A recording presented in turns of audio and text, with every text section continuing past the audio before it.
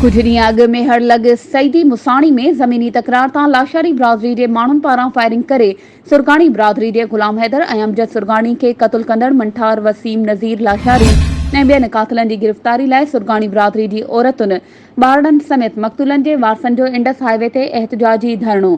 सभई ॻाल्हियूं बीहजी वयूं। इन हवाले सां वधीक तफ़सील ॾियण लाइ असां सां लाइन ते मौजूदु आहे मेहर मां CNN न्यूज़ जो रिपोर्टर राजा अतहर गोरड़। जी राजा, छा तफ़सील आहिनि?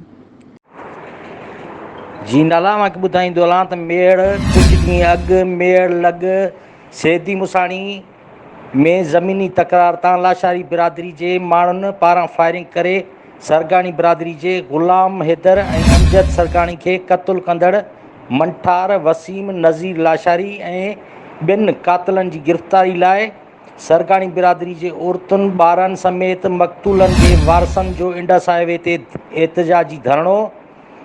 सवें गाॾियूं बीहजी वियूं। मुसाफ़िर सख़्तु परेशान। मुतासिरनि जो पुलिस ख़िलाफ़ सख़्तु नारेबाज़ी। 3 कलाकनि जे धरणे खां पोइ DSP मेहड़ अब्दुल वहीद बेग लाड़िक SHO मुनवर मिर्ज़ाणी जूं मुतासिरनि सां ॻाल्हियूं।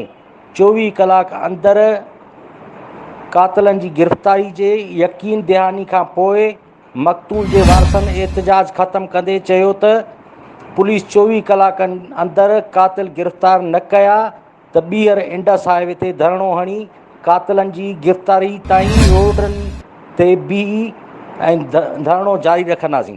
जी महिरबानी राजा, तफ़सीलनि खां आगाह करण जे लाइ।